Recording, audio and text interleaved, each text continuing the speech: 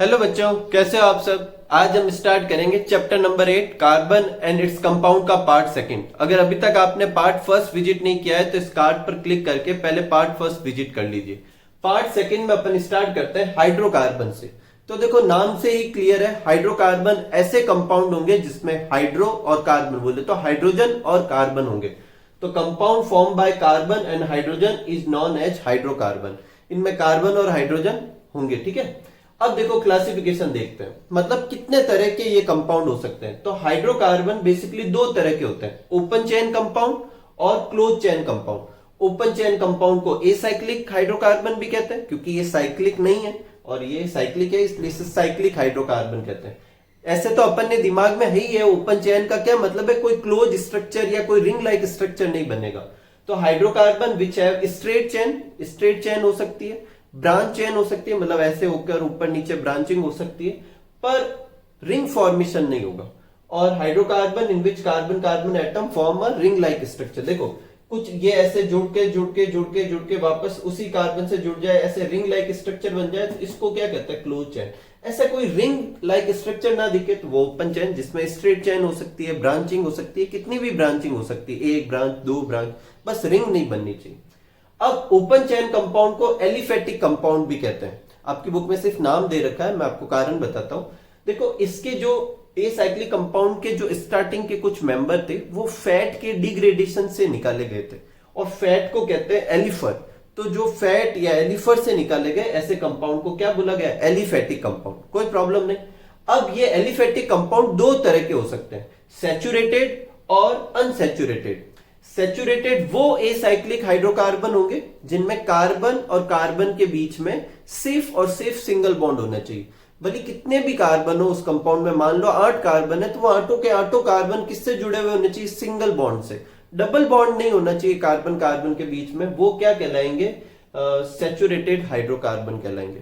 अगर उनके बीच में एक भी डबल बॉन्ड या एक भी ट्रिपल बॉन्ड आ जाए तो उसे क्या कहेंगे, अनसैचुरेटेड हाइड्रोकार्बन कहेंगे। क्या कहेंगे, अनसैचुरेटेड हाइड्रोकार्बन। ठीक है। अब इधर तो सिर्फ एक ही तरीका है कि सारे के सारे सिंगल बॉन्ड होने चाहिए, तो उन्हें एल्केन भी कहेंगे। इधर दो तरीके हैं कि डबल बॉन्ड भी हो सकता है बीच में और ट्रिपल बॉन्ड भी हो सकता है।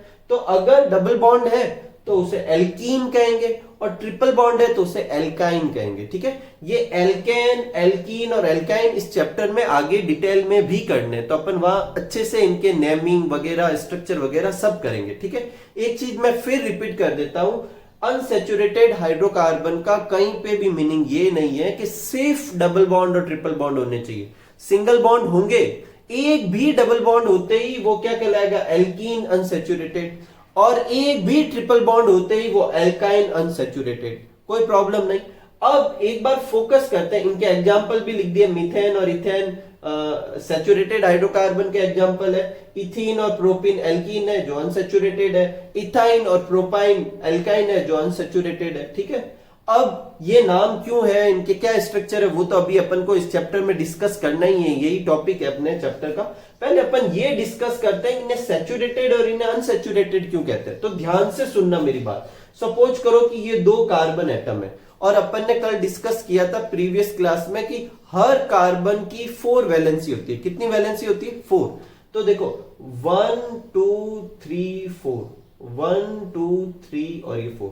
ठीक है। अगर मैं 4 वैलेंसी अलग अलग एटम से, अलग अलग ग्रुप से अगर मैं पूरी करना चाहूं तो मुझे 4 अलग अलग जने जोड़ने होंगे, और 4 ही जने इस पे जुड़ सकते हैं, इससे ज्यादा इस पे जुड़ ही नहीं सकते। इसलिए ये अब फुल हो गया। ऐसे होता है ना कि अपना भूख लगती है तो अपन खाना, पेट भर गया अपना, तो इसका भी पेट भर गया, इसलिए इसको कहते हैं सैचुरेटेड, मतलब अब और कोई डिजायर नहीं है जोड़ने की। लेकिन सपोज करो कि अगर इसके बीच में डबल बॉन्ड होता, तो डबल बॉन्ड होने से इधर और कितने ग्रुप जुड़ पाते, 2 ही जुड़ पाते। तो अभी भी ये एक ग्रुप और जोड़ सकता है। कैसे जोड़ सकता है, ये डबल बॉन्ड को किस में कन्वर्ट कर दे, सिंगल बॉन्ड में, और फिर जोड़ दे। इसका मतलब जब भी किसी भी कंपाउंड में डबल बॉन्ड और ट्रिपल बॉन्ड होंगे उस पे ऊपर से कुछ जोड़ने की टेंडेंसी रहेगी, और ये डिजायर इनको कैसा बना देती है, अनसैचुरेटेड, कि भाई अभी हम फुल नहीं है और कुछ जोड़ सकते हैं। आपको अगर अच्छे से आपने स्टडी की है तो आपको एक टॉपिक याद होगा, एडिशन रिएक्शन, अपन ने चैप्टर में की थी, चैप्टर 6 में। और वह एडिशन रिएक्शन में एक थी, आपको याद हो तो इथीन, ये वाली इथीन देखो डबल बॉन्ड वाली, उस पे अपन ने हाइड्रोजन हाइड्रोजन जोड़ के उसे इथेन में कन्वर्ट किया था। तो वहां एडिशन क्यों हो पाया, क्योंकि वहां पर क्या था, डबल बॉन्ड था।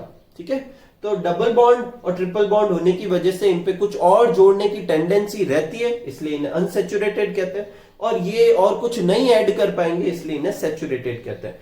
एल्केन, एल्कीन, एल्काइन को अपन आगे के चैप्टर में फिर वापस अच्छे से करेंगे, एक बार फिर रिवीजन कर लेते हैं। एल्केन वो होते हैं जिनमें कार्बन कार्बन के बीच सिर्फ सिंगल बॉन्ड हो। एल्कीन वो होते हैं जिसमें कार्बन कार्बन के बीच सिंगल बॉन्ड के अलावा एटलीस्ट एक डबल बॉन्ड हो। और एल्काइन वो होंगे जिसमें एटलीस्ट एक ट्रिपल बॉन्ड हो। कोई प्रॉब्लम नहीं। अब क्लोज वाले पे चलते हैं। क्लोज जो है वो दो तरह के हैं, एलिसाइक्लिक और एरोमेटिक। इस चैप्टर में इनके बारे में ज्यादा डिस्क्रिप्शन नहीं है, इसलिए इनके क्वेश्चन कर लेते हैं अभी के अभी। ठीक है, तो देखो दो तरीके हैं, व्हाट इज एरोमेटिक और एलिसाइक्लिक कंपाउंड। तो there are two type of cyclic hydrocarbon, एक एलिसाइक्लिक होते हैं और एक क्या होता है, एरोमेटिक। अब देखो पहले मैं ये डेफिनेशन पे नहीं जाता, ये डेफिनेशन आपकी बुक में लिखी हुई है, इसलिए मैंने भी इसी हिसाब से लिख दिए, लेकिन आपको समझाता हूं ये नाम कहां से आए। तो ध्यान से सुनना, वो साइक्लिक कंपाउंड जिनकी प्रॉपर्टी एलिफेटिक कंपाउंड के जैसी है। तो एलिफेटिक का एली और साथ में ये साइक्लिक है, इसलिए उन कंपाउंड को क्या बोला गया, एलिसाइक्लिक हाइड्रोकार्बन।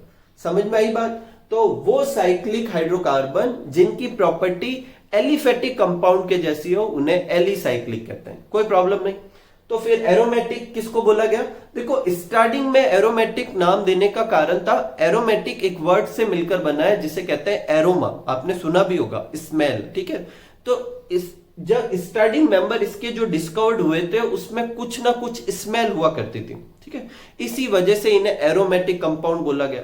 हालांकि बाद में ऐसे बहुत सारे नॉन स्माइल वाले कंपाउंड भी है, स्मेल वाले कंपाउंड भी है, लेकिन जो स्टार्टिंग में हो गया उस वजह से इसको नाम दे दिया गया एरोमेटिक कंपाउंड। बाद में इनकी डेफिनेशन क्या रखी गई कि इनके पास एक्स्ट्रा स्टेबिलिटी होती है। आप हायर क्लासेज में जब पढ़ेंगे तो आपको पता चलेगा ये एक विशेष प्रोसेस या फिनोमेनन शो करते हैं जिसे कहते हैं रिजोनेंस। उसकी वजह से ये कंपैरेटिवली ज्यादा स्टेबल होता है और उन कंपाउंड को एरोमेटिक बोला गया। अब आपको ये सब ना समझाकर इसके एक आइडेंटिफिकेशन टेस्ट के ऊपर डेफिनेशन दी गई है कि वो साइक्लिक हाइड्रोकार्बन जिसे बर्न करें तो वो विदाउट धुएं के जले, विदाउट स्मोकी फ्लेम के जले तो वो एलिसाइक्लिक होगा, और धुएं के साथ जले तो उसे एरोमेटिक हाइड्रोकार्बन कहेंगे। एक चीज मैं आपको बता दूं, किसी भी चीज को जलाने पर धुआं तभी निकलता है जब वो पूरी तरह से कंबस्टिबल ना हो, पूरी तरह से ना जले।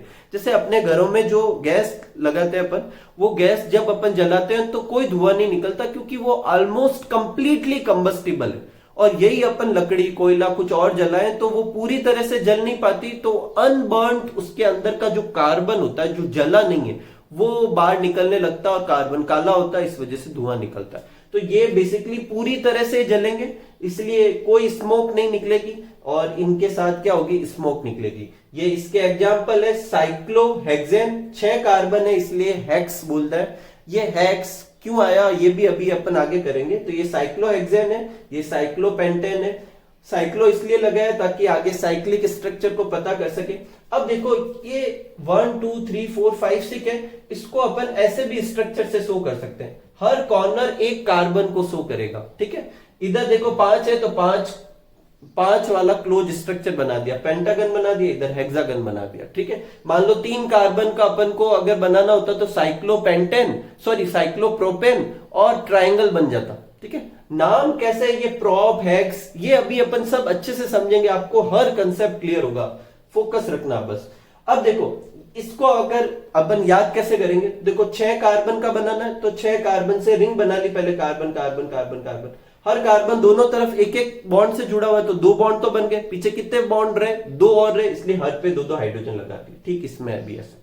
इसका एग्जाम्पल है बेंजीन, और बहुत ही इंपॉर्टेंट स्ट्रक्चर है, आपके एग्जाम में इसका फॉर्मूला स्ट्रक्चर कुछ भी बनाने को दे सकते हैं। तो इसका फॉर्मूला होता है C6H6। क्या होता है, C6 और H6, कार्बन भी 6 हाइड्रोजन भी 6। तो देखो पहले एक कार्बन लगा दिया और हर कार्बन के साथ एक हाइड्रोजन भी जोड़ दिया। अब मेरी बात ध्यान सुनना, यहां से स्टार्ट करना है, एक पे डबल बॉन्ड, एक पे सिंगल बॉन्ड, एक पे डबल बॉन्ड, एक पे सिंगल बॉन्ड, एक पे डबल बॉन्ड, एक पे सिंगल बॉन्ड, ऐसे भी बना सकते हैं। और ये डबल बॉन्ड यहां से भी तो स्टार्ट कर सकते थे, तो ऐसा बन जाता है double bond single bond, double bond single bond, double bond single bond. तो ये दोनों ही बेंजीन के स्ट्रक्चर है। अगेन इसको अपन ऐसे भी शो कर सकते हैं। तो देखो ये 6 कार्बन की रिंग थी, तो 6 कार्बन की ऐसा पहले एक स्ट्रक्चर बना दिया, और यहां से यहां डबल बॉन्ड, यहां डबल बॉन्ड, या एक छोड़ के एक पे डबल बॉन्ड लगा दिया, या फिर यहां से स्टार्ट किया, एक double bond single bond, double bond single bond.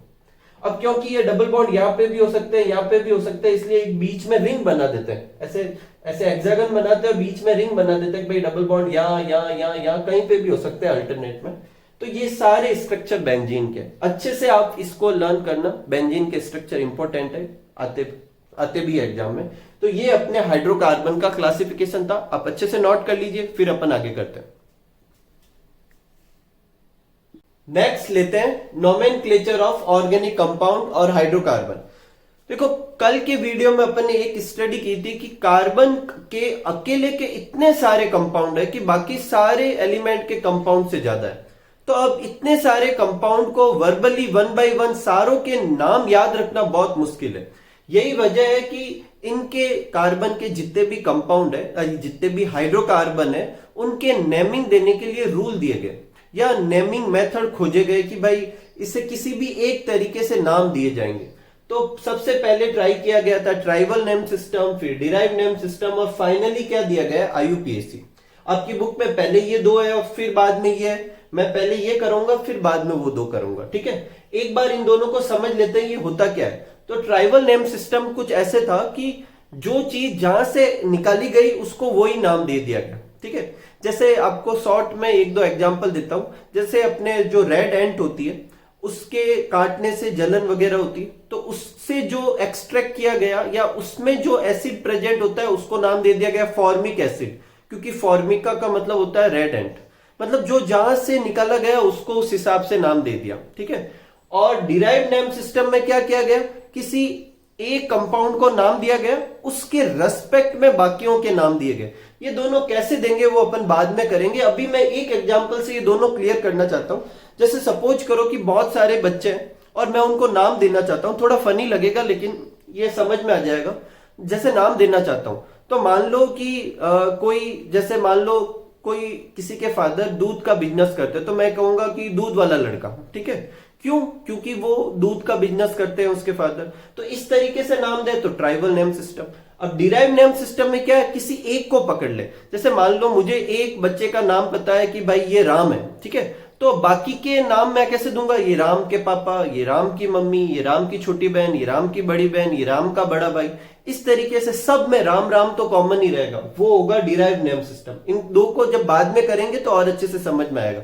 अभी अपन आते हैं आईयूपीएसी नेम पे, जो इन दो की कुछ लिमिटेशन थी, उसके बाद आईयूपीएसी नेम दिए गए।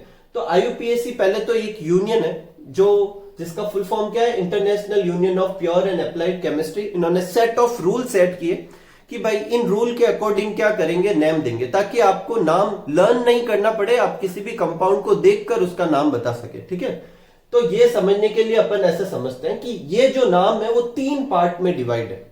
एक होगा रूट वर्ड, जो कि क्या शो करेगा, नंबर ऑफ कार्बन एटम, मतलब अपन ये पढ़ रहे हैं ऑर्गेनिक कंपाउंड या हाइड्रोकार्बन, हाइड्रोकार्बन में कार्बन तो होंगे ही, तो उस पर्टिकुलर कंपाउंड में कितने कार्बन है ये अपन रूट वर्ड से डिनोट करेंगे और उसे अपन बीचों बीच लिखेंगे, ठीक है। अगर एक कार्बन होगा तो मैथ लिखेंगे, 2 कार्बन होगा तो एथ, 3 होगा तो प्रोप, ब्यूट, इसे बट नहीं पढ़ना है, but, pent, hex, hept, oct, non और डेक, कोई प्रॉब्लम नहीं। अब कुछ वर्ड नाम लिखने के लिए इसके आगे लिखे जाएंगे और कुछ इसके पीछे लिखे जाएंगे। अपन इतना तो सब जानते हैं, जो आगे वर्ड लिखे जाते हैं उन्हें प्रीफिक्स कहते हैं, जो पीछे जोड़े जाते हैं उन्हें सफिक्स कहते हैं। प्रीफिक्स भी 2 तरह के होंगे, सेकेंडरी प्रीफिक्स और प्राइमरी प्रीफिक्स। देखो अच्छे से सुनो, पेशेंस रखो, हर चीज धीरे धीरे समझ में आती है, तो शांति से अच्छे से समझना। तो प्रीफिक्स भी 2 होंगे, सेकेंडरी प्रीफिक्स और प्राइमरी प्रीफिक्स। प्राइमरी प्रीफिक्स ये बताएगा कि कंपाउंड साइक्लिक है या नहीं।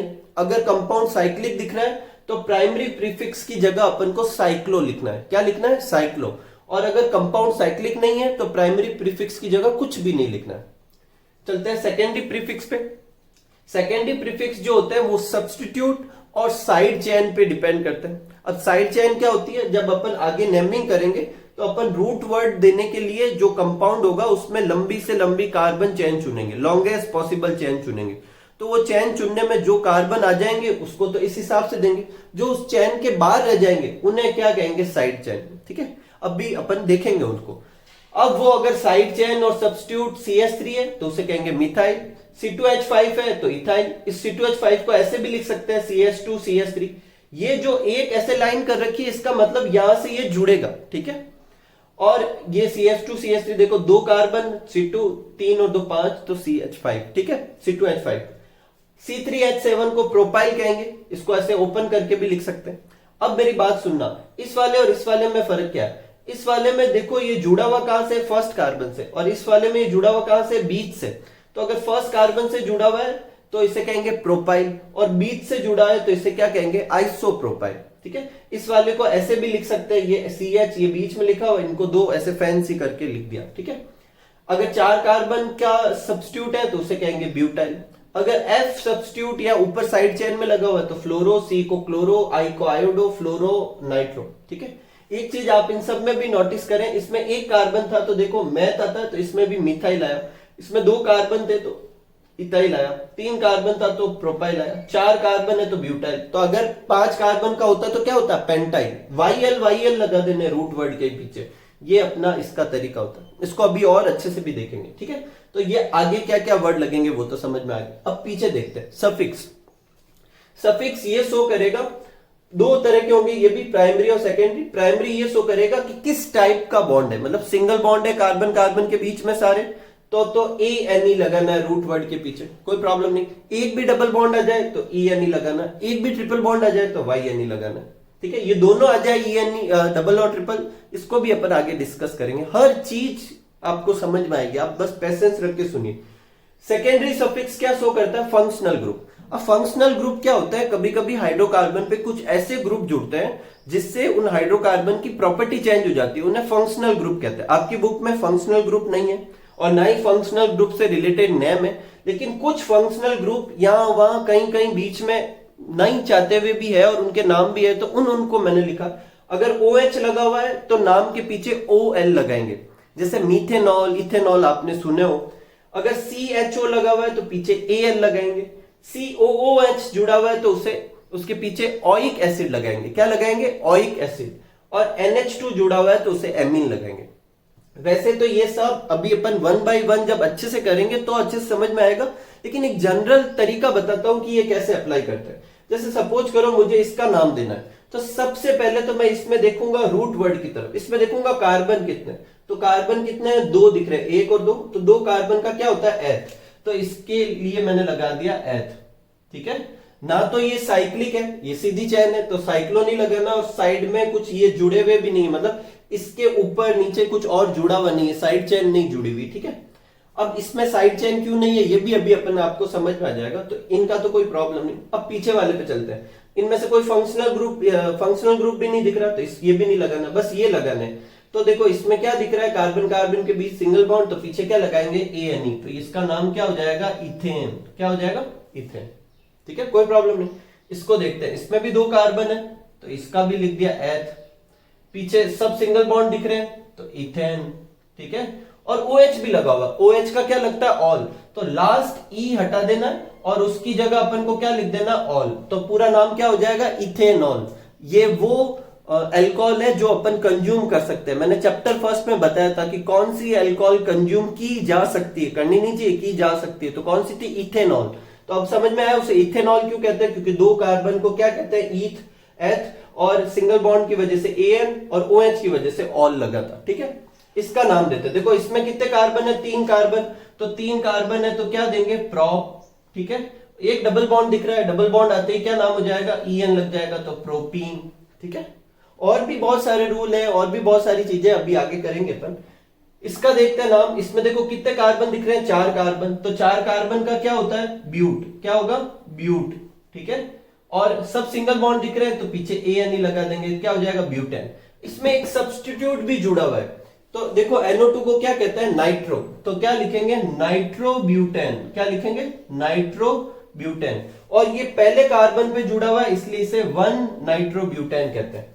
अब ये पोजीशन कैसे लगानी है, ये कैसे लिखना है, ये 1 पे ही क्यों लिखा, ये सब अभी अपन जब एल्केन के नोमेनक्लेचर के रूल देखेंगे तो आपको सब क्लियर हो जाएगा। अभी मैं आपको सिर्फ बताना चाहता हूं कि इनको नोट कैसे करते हैं। जैसे ये वाला लेते हैं, इसमें देखो कार्बन काउंट करता है 1 2 3 4 5 6, हर कॉर्नर कार्बन होता है, इसको क्यों नहीं काउंट किया, ये साइकिल के अंदर नहीं है, ठीक है, ये साइड चेन हो गया। इस तरीके से साइड में रह जाएंगे कभी कभी, अभी अपन और भी देखेंगे। तो 6 कार्बन की रिंग है, 6 कार्बन ढूंढते हैं, देखो ये रहा 6, तो हेक्स लिखेंगे, क्या लिखेंगे, हेक्स, ठीक है। इसके बीच में कभी कहीं पे भी डबल बॉन्ड वगैरह तो है नहीं, इसलिए पीछे क्या लगाएंगे, ANE, ठीक है। अब ये साइक्लिक है, साइक्लिक होते हैं तो आगे क्या लगाते हैं, साइक्लो, तो इसमें आगे क्या लगा देंगे, साइक्लो, ठीक है, कोई प्रॉब्लम नहीं। अब और भी है, इसके ऊपर एक CH3 भी जुड़ा हुआ है, CH3 को क्या लिखते हैं, मिथाइल, तो क्या होगा, इसको भी नंबरिंग देंगे, यहां 1 आएगा। अब ये 1 इधर से क्यों किया, ये सब अभी अपन एल्केन के नोमेनक्लेचर में देखेंगे। तो इसका पूरा नाम क्या हो जाएगा, 1 मिथाइल साइक्लोहेक्सेन, ठीक है। आप लोड मत लीजिएगा अगर आपको अभी ये सब समझ में नहीं आ रहा, तो अभी सिर्फ आप ये देखिए कि इनकी पोजीशन का है। तो देखो बीच में अपन रूट वर्ड लिखते हैं, ये देखो रूट वर्ड लिखा, पीछे प्राइमरी सफिक्स लगाया, आगे प्राइमरी प्रीफिक्स, उसके आगे सेकेंडरी प्रीफिक्स। सबसे पहले इसका नाम लिखेंगे, उसके बाद इसका, उसके बाद रूट वर्ड, उसके बाद सफिक्स, उसके बाद सेकेंडरी सफिक्स, ठीक है। अगर कोई एब्सेंट है तो उसको नहीं लिखना उसकी जगह, एकदम सिंपल सा। जहां से भी नाम लिखना शुरू करें, फर्स्ट लेटर अपन को क्या लिखना है, कैपिटल, देखो फर्स्ट लेटर कैपिटल लिखना है। ऐसा कोई रूल नहीं है कि रूट वर्ड के जो भी सबसे पहले आ रहा है उसको, जैसे यहां पर ये सेकेंडरी प्रीफिक्स सबसे पहले आ रहा था तो इसको कैपिटल लिखा, ठीक है। यहां पर रूट वर्ड से ही नाम स्टार्ट हो रहा है तो इसको कैपिटल लिखा, और एक बीच में गैप बिल्कुल नहीं देना है, कहीं पे भी गैप नहीं देना है, नाम के बीच में गैप नहीं आता, ठीक है, तो कहीं स्पेस नहीं देना है। और दूसरी चीज, अगर नाम में बीच में नंबर आ जाए तो क्या करना है, तो नंबर और वर्ड के बीच में डैश लगाएंगे, ये याद रखना, नंबर और वर्ड जो भी, जैसे ये लेटर स्टार्ट हो रहा है इसके बीच में डैश लगाएंगे, और अगर 2 नंबर आ जाए, अभी आगे देखेंगे कब आएंगे, तो उनके बीच में कॉमा लगाएंगे, ठीक है। और भी इसको और अच्छे से अभी अपन एल्केन के नोमेनक्लेचर में समझते हैं, आप ये नोट कर लीजिए और आपको ये लर्न भी करना है, ठीक है। ये अच्छे से लर्न करे बिना आप नोमेनक्लेचर अच्छे से नहीं समझ सकते, ठीक है। अगर इसमें से किसी का नाम समझ में नहीं आया तो कोई प्रॉब्लम नहीं, वो आगे आ जाएगा, लेकिन ये सब समझ में आना चाहिए, किसका प्राइमरी सफिक्स लगता है, किसका सेकेंडरी सफिक्स लगता है, किसका रूट वर्ड लगता है, किसका प्राइमरी प्रीफिक्स, किसका सेकेंडरी प्रीफिक्स, और वो क्या क्या लगते हैं, ठीक है। तो ये अच्छे से, ये आपको जो बोर्ड पे दिख रहा है ये आपको बहुत अच्छे से याद करना है, ठीक है, तो आप नोट कर लीजिए। नेक्स्ट स्टार्ट करते हैं एल्केन से। तो देखो एल्केन क्या होता है, hydrocarbon which has only single bond between carbon and carbon. Carbon और कार्बन के बीच में सिर्फ और सिर्फ क्या होने चाहिए, सिंगल बॉन्ड, कोई भी डबल बॉन्ड, एक भी डबल बॉन्ड या ट्रिपल बॉन्ड नहीं होना चाहिए। कार्बन कार्बन के बीच अगर सारे सिंगल बॉन्ड है तो उसे अपन क्या कहेंगे, एल्केन। अब अपन क्या करते हैं, एक एक कार्बन लेकर अपन एल्केन बनाना स्टार्ट करते हैं और उनके फॉर्मूले देखते हैं। सपोज करते हैं कि एक कार्बन है, n=1, मतलब एक कार्बन है, तो ये एक कार्बन लिया, और एक कार्बन की कितनी वैलेंसी होती है, 4 वैलेंसी होती है, तो 4 वैलेंसी है तो वो रिमेनिंग वैलेंसी अपन हाइड्रोजन से फिल करेंगे, तो 4 हाइड्रोजन लगा देते हैं, ठीक है। अब एक ही कार्बन था तो ये हो गया। अब इसको काउंट करते, देखो कार्बन 1 और हाइड्रोजन कितने थे, 4, तो ये अपना क्या हो गया, एक कार्बन के एल्केन का फॉर्मूला। अब इसका नाम कैसे देंगे, तो देखो अभी मैंने लिस्ट में बताया था, एक कार्बन का रूट वर्ड क्या होता है, मैथ, क्या होता है, मैथ, और क्योंकि सिंगल बॉन्ड है तो सिंगल बॉन्ड का अपन ने सफिक्स क्या डिसाइड किया था, ANE, तो पीछे क्या लगेगा, ANE, तो नाम क्या हो जाएगा, मीथेन, कोई प्रॉब्लम नहीं। 2 कार्बन लेके करते हैं, देखो ये 2 कार्बन, तो ये एक कार्बन, ये दूसरा कार्बन, पहले कार्बन कार्बन के बीच में सिंगल बॉन्ड लगा देते हैं। अब इस कार्बन की कितनी वैलेंसी बाकी है, 3 वैलेंसी बाकी है। कैसे पता चला, क्योंकि एक वैलेंसी तो यहाँ पूरी हो गई, टोटल 4 होती है, तो वो चारों वैलेंसी अपन किससे फिल करेंगे, हाइड्रोजन से, तो 3 वैलेंसी हाइड्रोजन से और एक इधर वाले से। इस कार्बन की भी कितनी वैलेंसी बाकी है, 3 वैलेंसी, तो उन तीनों को अपन किससे फिल कर देंगे, हाइड्रोजन से, ठीक है। तो ये फॉर्मूला हो गया। अब इसको एक और तरीके से लिख सकते हैं, कैसे, ये कार्बन है, इस पे कितने हाइड्रोजन जुड़े हुए हैं, 3 हाइड्रोजन, तो CH3, फिर बीच में सिंगल बॉन्ड, इस कार्बन पे कितने हाइड्रोजन जुड़े हुए, 3, तो CH3, कोई प्रॉब्लम नहीं। इसको और कॉम्पैक्ट फॉर्म में कैसे लिख सकते हैं, ऐसे लिख सकते हैं C2 2 कार्बन थे और H कितने हैं 6। ये तीनों ही स्ट्रक्चर एक ही है और इसका नाम क्या होगा, 2 कार्बन का रूट वर्ड क्या होता है एथ, क्या होता है एथ, और पीछे क्या लगाएंगे ANE, तो इथेन एथेन जो भी रीड करो आप। 3 कार्बन से लेते हैं, चलो अपन सीधे ही अपन क्या करते हैं 4 कार्बन से करते हैं, ठीक है। देखो 4 कार्बन का क्या होगा 1 2 3 4, ठीक है। इस कार्बन एक जने से जुड़ा हुआ कितनी वैलेंसी बाकी है 3, तो 3 हाइड्रोजन लगा देते हैं, ये अपन ने लगा दिए 3 हाइड्रोजन। इस कार्बन पे देखो एक इधर जुड़ा हुआ एक इधर जुड़ा हुआ, तो 2 वैलेंसी तो हो गई, 2 और बाकी रही तो 2 हाइड्रोजन लगा देंगे, ठीक है। इस कार्बन पे भी 2 हाइड्रोजन लग जाएंगे और इस कार्बन पे 3 हाइड्रोजन, क्यों, क्योंकि ये एक जने से ही जुड़ा हुआ था। अगर इसको अपन शॉर्ट में लिखे तो पहले कार्बन पे 3 हाइड्रोजन, फिर सिंगल बॉन्ड, दूसरे कार्बन पे 2 हाइड्रोजन सिंगल बॉन्ड, तीसरे कार्बन पे 2 हाइड्रोजन सिंगल बॉन्ड, और फिर क्या लिख सकते हैं CH3। और शॉर्ट में कैसे लिख सकते हैं, सब काउंट कर सकते हैं, C4 और H कितने हो रहे 3 और 2 5, 5 और 2 7, 7 और 3 10, तो C4H10। 4 कार्बन का रूट वर्ड क्या था, ब्यूट, क्या था ब्यूट। मैं पहले भी रिपीट कर चुका हूं, इसको बट नहीं रीड करना, ब्यूट रीड करना, तो BUT ब्यूट, और पीछे क्या लगा देंगे अपन ANE, तो क्या नाम हो जाएगा ब्यूटेन, कोई प्रॉब्लम नहीं। अब देखते हैं 6 कार्बन से लेते हैं, तो देखो 1 2 3 4 4 5 और 6। इस बार अपन डायरेक्ट करते हैं, देखो सबसे पहला कार्बन जो लेते हैं उस कार्बन पे अपन कितने हाइड्रोजन लगाएंगे 3 हाइड्रोजन, क्यों, क्योंकि वो एक जने से जुड़ा हुआ है। दूसरे कार्बन पे कितने लगाएंगे 2 हाइड्रोजन, क्यों, क्योंकि इधर उधर 2 कार्बन से जुड़ा हुआ है।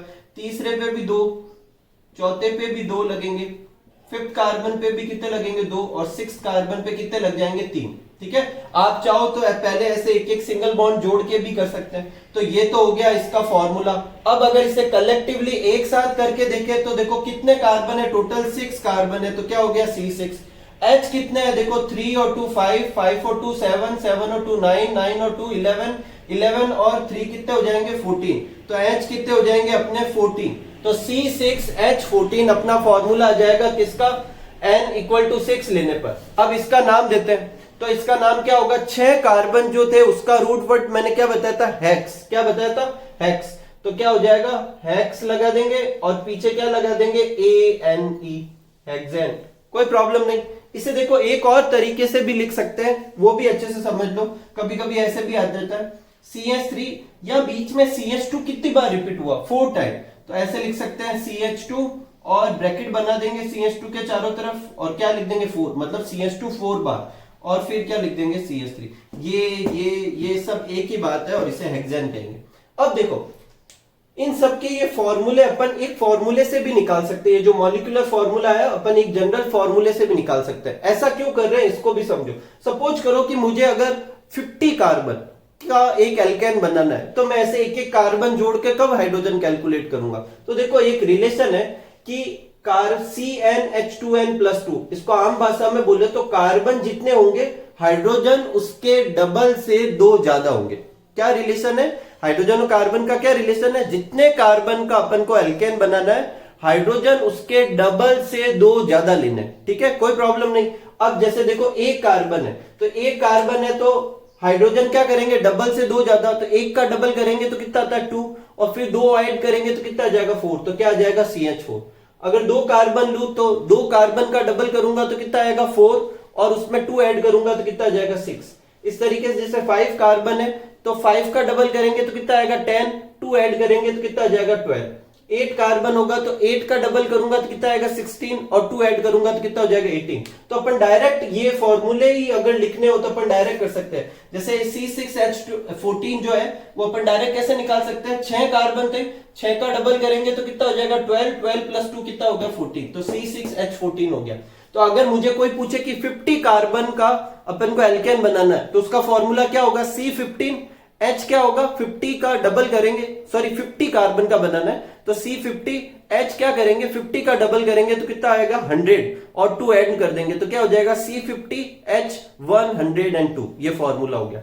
अब इनके नाम एकदम सिंपल से, जितने कार्बन है उस हिसाब से पहले रूट वर्ड लिख देते हैं। एक कार्बन का होता है मैथ, 2 कार्बन का क्या होता है एथ, 3 कार्बन का क्या होता है प्रॉप, 4 कार्बन का क्या बताया था ब्यूट, 5 कार्बन का क्या बताया था, पेंट, और 6 कार्बन नहीं 8 कार्बन का क्या बताया था, ऑक्ट। सबके पीछे क्या लगा देंगे, ए एन ई, ठीक है, आराम से ये नाम हो जाएंगे, methane, ethane, propane, butane, pentane, octane, ठीक है। अब देखो ये सब तो नाम बड़े आसानी से हो गए, क्योंकि सारी चेन जो थी स्ट्रेट लाइन थी, साइड में ब्रांचिंग कुछ भी नहीं। लेकिन सपोज करो कि ऐसे नाम हो, जैसे ये CH3 ये ऐसे जुड़ा हुआ है या ऐसे जुड़ा हुआ है, तो इसका नाम कैसे देंगे। अगर इसमें मैं टोटल कार्बन काउंट करूं तो देखो 1 2 3 4 5 कार्बन है, और हाइड्रोजन कितने, 3 और 3 6, और 3 कितने 9 और 3 12, तो C5H12। अब C5H12 तो पेंटेन होता है, लेकिन वो तो सीधी स्ट्रेट चेन वाले को अपन पेंटेन नाम देंगे, ऐसे ब्रांच वाले को भी यही दे देंगे। इस वाले का नाम लेके देखते देखो 3 और 3 6 और 3 9 और 3 12, इसमें भी C5H12 हो रहा है, तो क्या इसका भी नाम पेंटेन देंगे। तो ब्रांचिंग होने पर नाम भी चेंज होंगे, और वो नाम में क्या चेंजेस करेंगे वो अपन नेक्स्ट पार्ट में करेंगे, ठीक है। जैसे कि ये ऐसे वाले हैं जिसमें साइड में F और ये सब भी जुड़े हुए हैं, तो naming of branch, alkene and rules ये अपने नेक्स्ट वीडियो का पार्ट रखेंगे। देखो आज के पार्ट में अपन अच्छे से वापस रिपीट करते हैं, अपन को क्या क्या करना है। सबसे पहले अपन को हाइड्रोकार्बन क्या होता है वो देखना है, हाइड्रोकार्बन कितने तरह के होते हैं वो अपन ने समझे और उसको अच्छे से समझना है। फिर अपन ने नेमिंग किस तरीके से कर सकते हैं, क्या रूल है, और उसमें जो मैंने बोला कि आपको लर्न करना वो सारे आपको अच्छे से लर्न करना है। और फिर ये एक जनरल पैटर्न बना लेना है, ठीक है, एल्केन का। और ब्रांचिंग होने पर नाम कैसे देंगे वो अपन अगले वीडियो पे देखेंगे। प्रैक्टिस के लिए आप n=8, n=9, n=10 के भी ऐसे ही पहले ऐसे स्ट्रक्चर, फिर ऐसे स्ट्रक्चर, फिर ऐसे कॉम्पैक्ट स्ट्रक्चर बना सकते हैं, ठीक है। तो उम्मीद करता हूं आप खूब सारा हार्डवर्क करेंगे, खूब खुश रहेंगे, खूब मस्त रहेंगे। Thank you for watching.